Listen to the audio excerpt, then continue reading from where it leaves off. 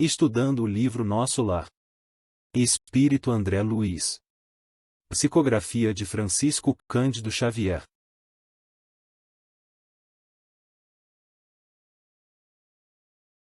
Considerações iniciais.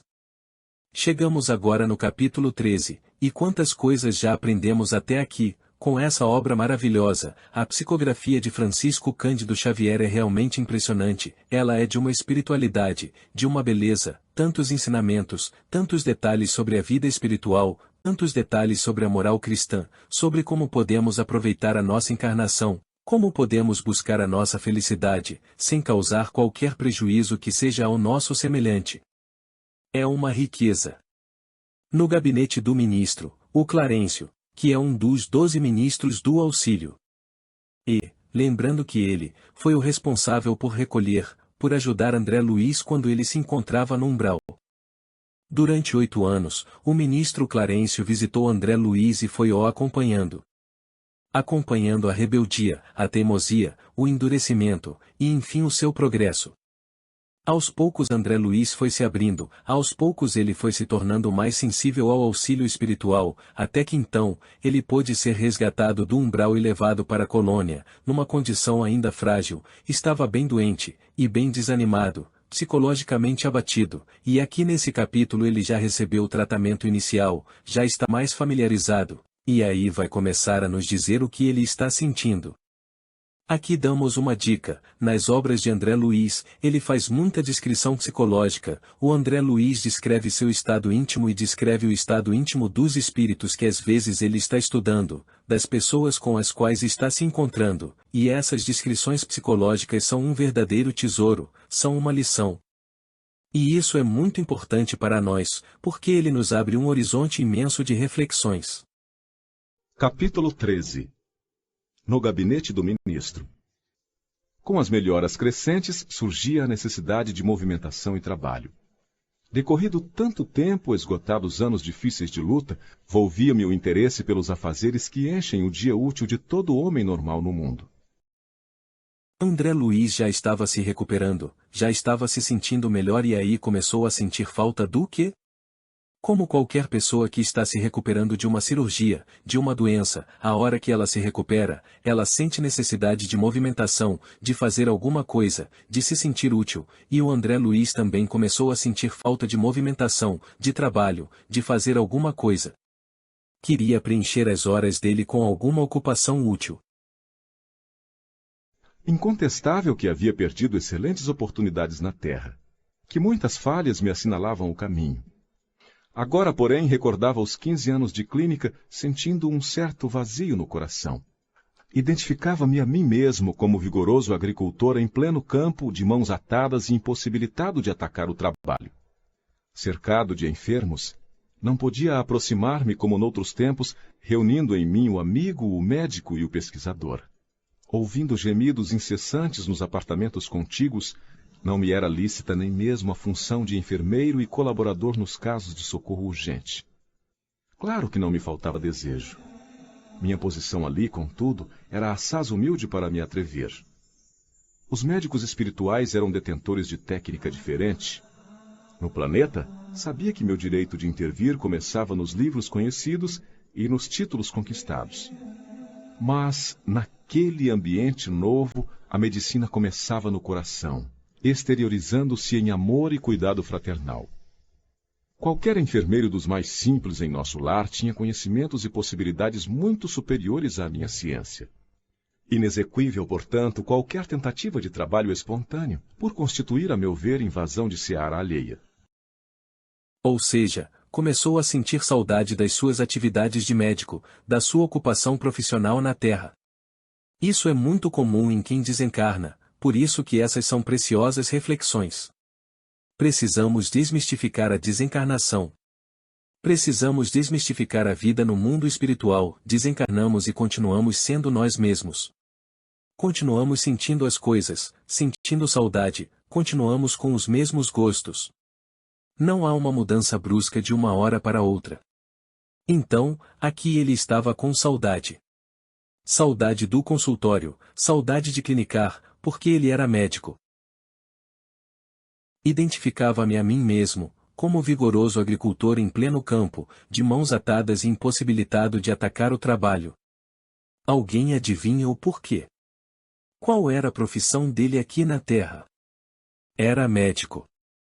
Mas, ele podia ser médico lá no mundo espiritual? Será que ele estava habilitado para a medicina no mundo espiritual? Será? Isso é uma reflexão. Ele via a enfermaria, estava dentro de um hospital, via aquela movimentação, e ele não podia trabalhar como médico. Por quê? Porque não tinha os conhecimentos necessários. Não tinha o preparo necessário, preparo espiritual, agora que estava lidando com a vida espiritual, com os seres que vinham da terra, se sentia despreparado para exercer a medicina lá em nosso lar. Se definindo como quando estava aqui na terra, era médico, amigo e pesquisador. Assim, conversava com os pacientes e investigava as doenças, procurava saber. E isso lhe trazia alegria, trazia realização para ele.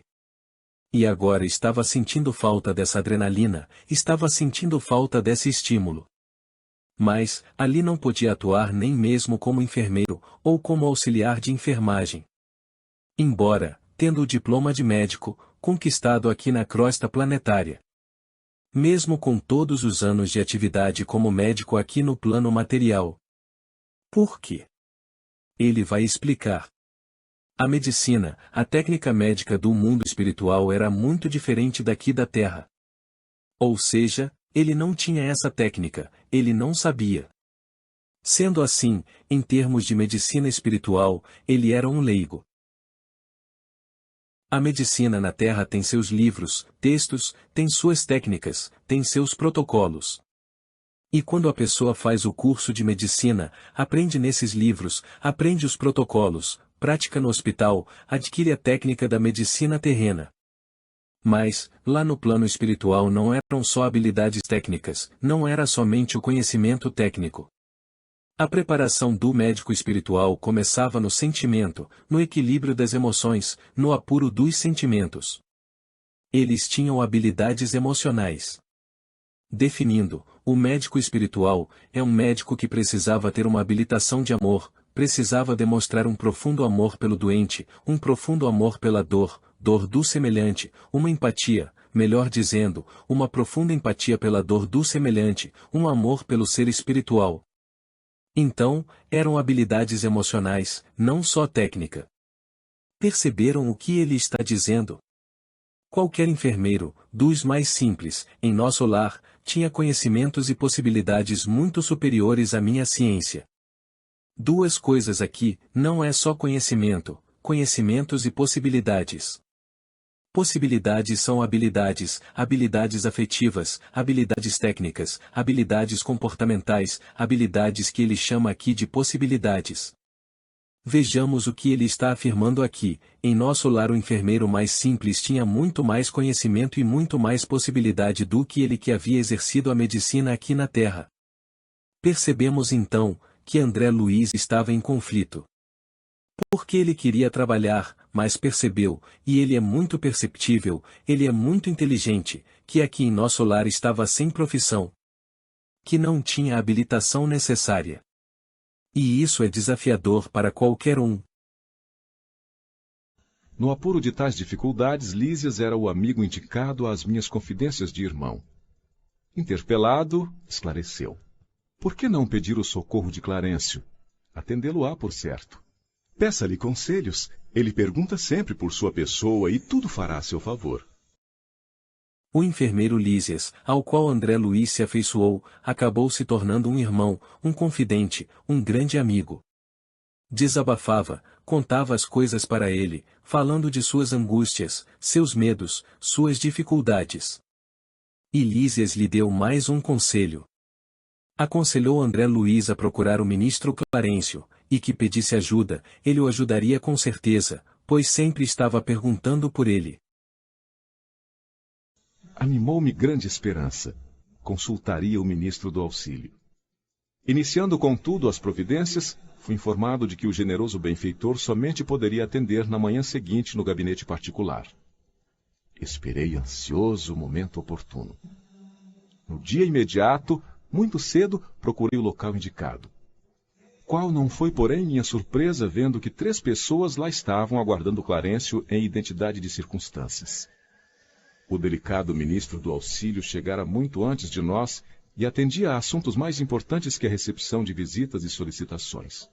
Terminado o serviço urgente, começou a chamar-nos 2 a 2. Impressionou-me tal processo de audiência. Soube, porém, mais tarde que ele aproveitava esse método para que os pareceres fornecidos a qualquer interessado servissem igualmente a outros, assim atendendo a necessidades de ordem geral, ganhando tempo e proveito. André Luiz ficou surpreso com a pontualidade do dedicado ministro Clarencio, pois quando chegou ele já estava lá, atendendo outros assuntos. E mais, ficou admirado, pois o atendimento seria realizado de 2 em 2, para que a pessoa não resolvesse somente o seu problema particular, mas que também aprendesse com o problema do outro, ganhando tempo e proveito. Decorridos muitos minutos, chegou-me a vez. Penetrei no gabinete em companhia de uma senhora idosa que seria ouvida em primeiro lugar por ordem de precedência. O ministro recebeu-nos cordial, deixando-nos à vontade para discorrer. Nobre Clarencio, começou a companheira desconhecida, venho pedir seus bons ofícios a favor de meus 2 filhos. Já não tolero tantas saudades e estou informada de que ambos vivem exaustos e sobrecarregados de infortúnios no ambiente terrestre. Reconheço que os desígnios do Pai são justos e amorosos. No entanto, sou mãe, não consigo subtrair-me ao peso da angústia. E vejam a fala dessa senhora, desse espírito. Ela foi pedir intervenção, ajuda ao ministro, porque ela diz que não tolera mais a saudade, não consegue mais lidar com tanta saudade. E que havia recebido informação de que os filhos dela, encarnados, estavam exaustos e sobrecarregados de infortúnios. Olha a expressão que ela usou, sobrecarregados de infortúnios. É mais ou menos assim, tem alguma injustiça acontecendo aqui, Deus está cometendo algum erro com meus filhos queridos. E a pobre criatura se desfez ali mesmo em copioso pranto. O ministro, dirigindo-lhe um olhar de fraternidade, embora conservando intacta a energia pessoal, respondeu bondoso. Mas, se a irmã reconhece que os desígnios do Pai são justos e santos, que me cabe fazer? Desejava, replicou aflita, que me concedesse recursos para protegê-los eu mesma nas esferas do globo. Minha amiga, disse o benfeitor amorável, só no espírito de humildade e de trabalho é possível a nós outros proteger alguém. Que me diz de um pai terrestre que desejasse ajudar os filhinhos, mantendo-se em absoluta quietação no conforto do lar? O pai criou o serviço e a cooperação como leis que ninguém pode trair sem prejuízo próprio. Nada lhe diz a consciência neste sentido? Quantos bônus ora poderá apresentar em benefício de sua pretensão? Agora aqui é uma lição, cada palavra aqui é um ensinamento. Claro, que Clarencio manteve a energia. E vamos entender por que ele está mantendo intacta a energia pessoal dele. Por quê? Porque ele vai ter que corrigir essa senhora. E ele vai corrigi-la com energia, com vigor, mas com muito amor, com muita fraternidade, com muito respeito, sem julgar, sem condenar, sem criticar. É uma lição. E agora ele vai começar a corrigir. Aí, ele respondeu bondoso, com bondade, nós temos uma impressão de que para usar energia temos que ser grosseiro, para usar energia temos que ser sem educação, para usar energia temos que perder a fraternidade, para usar energia precisamos perder o amor, claro que não. E Clarencio a chamou para uma reflexão, mas, se Deus é justo e bom, o que me cabe fazer? Corrigir Deus. Alterar a vontade de Deus? Aqui ela diz o que quer. Agora ela abriu a reflexão. Vejam como isso é importante.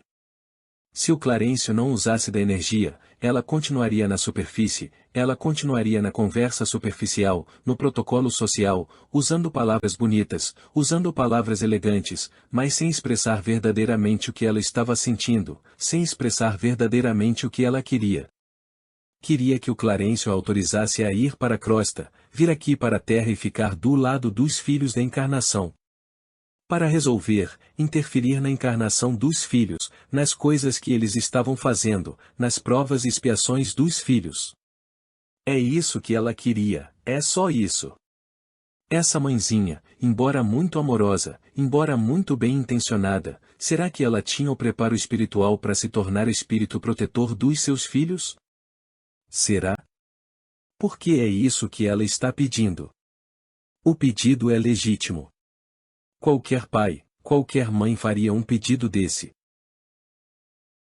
O ministro Clarencio expõe uma frase de efeito quando afirma: só no espírito de humildade e de trabalho é possível a nós outros proteger alguém, ou seja, trabalho espiritual gera mérito, gera afeições e ele aciona o princípio da cooperação e a humildade. Assim essa lei de serviço e cooperação nos remete ao trabalho, mas não adianta fazer o trabalho sozinho, porque não fazemos tudo sozinho, precisamos da cooperação dos outros para que consigamos realizar nossos objetivos. Quantos bônus hora poderá apresentar em benefício de sua pretensão? Aqui vemos pela primeira vez o termo bônus hora. Mas o que é o bônus hora? Lá em nosso lar, é o seguinte: cada hora de trabalho que fazemos auxiliando alguém, trabalhando em um departamento de auxílio, qualquer trabalho recebemos um bônus hora, como se fosse uma moeda simbólica que representa uma hora trabalhada. Assim, quando nossa irmã foi solicitar um pedido, foi levado em conta para atender o seu pedido, a quantidade de horas de trabalho a serviço do próximo que ela possuía na colônia. A interpelada respondeu hesitante. 304 é de lamentar, elucidou Clarencio sorrindo. Pois aqui se hospeda há mais de 6 anos e apenas deu à colônia até hoje 304 horas de trabalho. Entretanto, logo que se restabeleceu das lutas sofridas em região inferior, ofereci-lhe atividade louvável na turma de vigilância do Ministério da Comunicação. E aqui após a revelação da quantidade de bônus hora acumulado pela irmã solicitante de ajuda, o ministro Clarencio lamentou por ela já estar hospedada há 6 anos na colônia Nosso Lar e só possuir 304 horas de trabalho. Considerando muito pouco, assim, faremos uma conta aqui para entendermos melhor. 6 anos na colônia, se ela trabalhasse 1 hora por dia, teria que ter pelo menos 2.190 horas, 6 anos vezes 365 dias, ou seja, na maior parte do tempo de sua permanência na colônia não fez nada, ficou totalmente ociosa. E está pedindo para ser espírito protetor dos filhos. Que preparo ela tinha para tamanha responsabilidade? Vamos fazer outra conta aqui. Se ela tivesse trabalhado 6 horas por dia, 5 dias por semana, final de semana de descanso, teríamos mais ou menos 300 dias por ano, 300 dias vezes 6 horas, teríamos 1.800 horas, 6 anos vezes 1.800 horas por ano, teríamos 10.800 horas de trabalho, ou 10.800 bônus hora. Conclusão: a quantidade de bônus hora que ela tinha era muito pouco mesmo. Aqui percebemos que o trabalho não é imposto, eles não impõem que a pessoa trabalhe, mas o interessante é a necessidade do bônus hora para se conquistar benefícios. O bônus é um prêmio, não é remuneração, percebemos aqui que se conquista pelo trabalho, pela nossa dedicação, pela tarefa de ajudar e pela prática do bem. O simples fato de trabalhar, já nos traz uma multidão de benefícios. Desenvolvemos a nossa inteligência, desenvolvemos nossos sentimentos, aprimoramos nossas habilidades, então o bônus hora é um plus, é um bônus a mais, pois muito evolui quem muito trabalha. Como diz Emmanuel, a enxada deteriora mais quando está parada pela ferrugem do que quando está em movimento no serviço, por isso que é um bônus, não é uma remuneração. Percebemos aqui a sutileza da palavra bônus, não estamos sendo pagos para fazer o bem, é que fazendo o bem estamos evoluindo intelectualmente, moralmente e desenvolvendo habilidades e os potenciais de nossa alma. E o ministro Clarencio inicia um resumo das passagens dela por diversos departamentos da colônia, e aí percebemos o porquê de suas poucas horas de trabalho, e por ter conquistado tão poucos bônus hora, apesar de seus 6 anos na colônia. Mas aquilo por lá era serviço intolerável, atalhou a interlocutora. Uma luta incessante contra entidades malfazejas. Era natural que não me adaptasse. Clarencio continuou imperturbável. Coloquei-a depois entre os irmãos da suportação nas tarefas regeneradoras. Pior, exclamou a senhora, aqueles apartamentos andam repletos de pessoas imundas, palavrões, indecências, miséria. Reconhecendo suas dificuldades, esclareceu o ministro, enviei-a a cooperar na enfermagem dos perturbados. Mas quem os tolerará senão os santos? Inquiriu a pedinte rebelde. Fiz o possível, entretanto aquela multidão de almas desviadas assombra a qualquer. Não ficaram aí meus esforços, replicou o benfeitor sem se perturbar. Localizei-a nos gabinetes de investigações e pesquisas do Ministério do Esclarecimento, e contudo talvez enfadada com as minhas providências, a irmã se recolheu deliberadamente aos campos de repouso. Era também impossível continuar ali, disse a impertinente. Só encontrei experiências exaustivas, fluidos estranhos, chefes ásperos. Aí percebemos aqui que ela foi designada a diversos trabalhos, mas em todos tinha uma justificativa para sua não adaptação, em todos tinha um senão, trabalho humilhante ou insuportável para ela. Não queria lidar com espíritos inferiores, sofredores, perturbados mentalmente, espíritos grosseiros e malcriados que falavam palavrões e que tinha nojo deles. Aí perguntamos, como é que ela poderia ser espírito protetor dos filhos se ela não tolera espíritos imperfeitos, não tolera irmãos que estão doentes da alma? Para piorar ainda mais a situação dela, o que ela fez? Ela abandonou o posto de trabalho e foi por vontade própria para os campos de repouso e ficou repousando anos e anos, repousando o dia inteiro sem fazer nada, no bosque das águas e na região de repouso que a colônia Nosso Lar tem. Pois note, minha amiga, esclareceu o devotado e seguro orientador. O trabalho e a humildade são as duas margens do caminho do auxílio. Para ajudarmos alguém, precisamos de irmãos que se façam cooperadores, amigos, protetores e servos nossos. Antes de amparar os que amamos, é indispensável estabelecer correntes de simpatia. Sem a cooperação é impossível atender com eficiência. O camponês que cultiva a terra alcança a gratidão dos que saboreiam os frutos. O operário que entende os chefes exigentes, executando-lhes as determinações, representa o sustentáculo do lar em que o Senhor o colocou. O servidor que obedece construindo, conquista os superiores, companheiros interessados no serviço. E nenhum administrador intermediário poderá ser útil aos que ama, se não souber servir e obedecer nobremente. Fira-se o coração, experimente-se a dificuldade, mas que saiba cada qual que o serviço útil pertence acima de tudo ao doador universal. Vejamos aqui agora os comentários do ministro Clarencio sobre o caso da irmã, que solicitava a sua interferência para que pudesse estar ao lado de seus filhos, como um espírito protetor, para ampará-los e protegê-los. Começando com uma explicação extraordinária, se desejas auxiliar alguém, existem duas margens da estrada do auxílio, a primeira margem é o trabalho e a segunda é a humildade. O que o ministro está dizendo aqui é que não há como auxiliar se não tivermos humildade e não há como auxiliar sem trabalho e sem esforço. Sem o trabalho, não há como auxiliarmos. Na inércia não auxiliamos. Precisamos estar no trabalho e esse não era o caso dela. Ela saiu das margens porque perdeu a humildade, não reconhecia suas deficiências, não reconhecia as necessidades dela, não reconhecia as imperfeições e também não reconhecia a necessidade do trabalho. E mais, para ajudarmos alguém precisamos de cooperação. Cooperação é uma lei divina, assim para que possamos ajudar, precisamos de cooperação, e isso significa que não é possível ajudar com proveito, se não tivermos cooperação. E não estamos falando só de cooperação material, mas também de cooperação espiritual, sobretudo porque ela queria ajudar seus filhos encarnados que estavam passando por expiações, sendo assim precisaria da cooperação dos espíritos protetores dos filhos dela. Vejam outra pérola dessas lições de Clarencio, quando diz que antes de ajudar os que amamos, precisamos conquistar a simpatia de outros também. E como que conquistamos a simpatia? Fazendo o bem e ajudando os outros. Assim, quando ela foi colocada naqueles locais para trabalhar, qual era o propósito? O propósito era de que conquistasse simpatia, iria ajudar alguém, ajudar um outro, ajudar um familiar de alguém, e assim, iria conquistando simpatia das pessoas, concluindo, antes de amparar os que amamos devemos estabelecer correntes de simpatia por nós.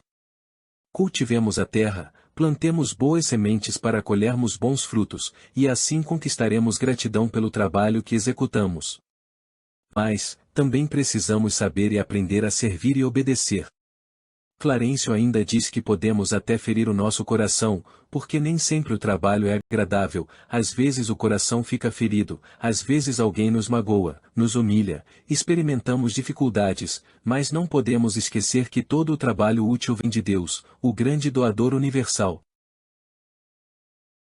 Depois de pequena pausa continuou. Que fará, pois, na terra se não aprendeu ainda a suportar coisa alguma? E agora Clarencio foi direto, agora foi firme, porém educado, sereno, amoroso, mas firme e direto perguntando. Que fará, pois, na terra se não aprendeu ainda a suportar coisa alguma, ou seja, ela não suporta nenhuma contrariedade, não suporta nenhuma dificuldade, não suporta nenhum mau humor, não suporta nenhuma ordem, não suporta nenhum cansaço, vai fazer o quê?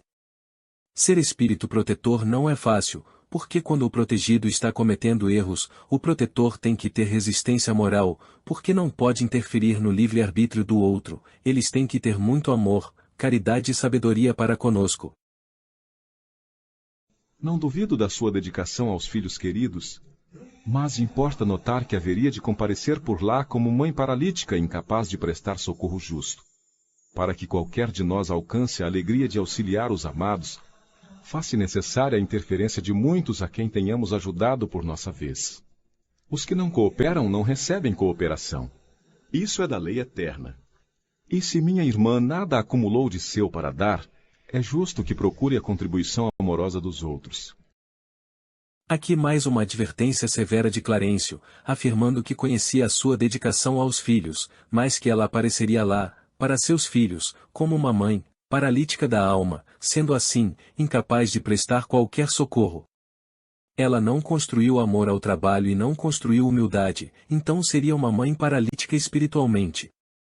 Ajude outras pessoas, e essas pessoas te ajudarão a ajudar as pessoas que você ama, isso é uma sinergia. Em nosso lar, quantos espíritos que estão lá e recebem parentes que estavam no umbral? O próprio Clarencio não recebeu André Luiz a pedido da mãezinha dele?